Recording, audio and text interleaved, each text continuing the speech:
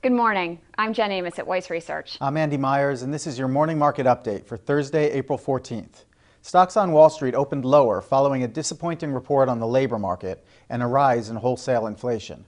The number of Americans filing first-time claims for unemployment benefits jumped by 27,000 last week to 412,000.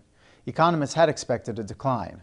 The 4-week average of jobless claims, which is considered a more accurate measure of employment trends, also increased.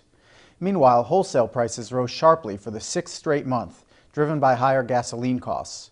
The Producer Price Index jumped 0.7% in March, roughly in line with estimates. Excluding volatile energy and food prices, the core PPI rose 0.3%, slightly above expectations. Over the past year, wholesale prices have surged 5.8%, stoking concerns about higher inflation. But so far, most of those gains have not been passed on to consumers. We'll get a look at March retail prices tomorrow morning. Following the data, Treasury prices are extending their gains, and the dollar is holding steady against other major currencies. Earlier, the dollar fell to its lowest level since December of 2009 on concerns that the U.S. economy will grow at a slower pace this year than initially projected. Treasury Secretary Timothy Geithner is offering his thoughts on the economy this morning at a conference in Washington. He said that the market has confidence in the government's ability to cut the nation's debt and deficits, and that the U.S. export growth is encouraging.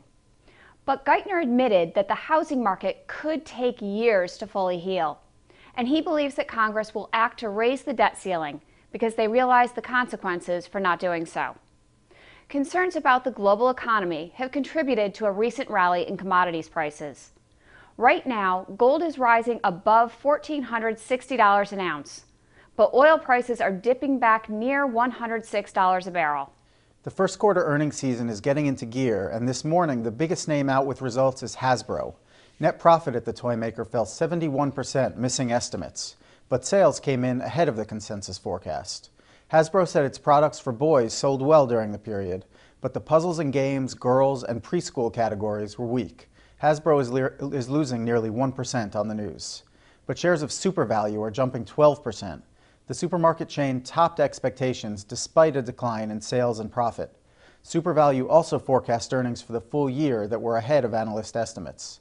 After today's closing bell, Google will report its quarterly results. It's a big day for initial public offerings. The car-sharing service Zipcar began trading on the NASDAQ Global Market today under the ticker symbol ZIP. The company priced its IPO at $18 a share, above its expected range of $14 to $16.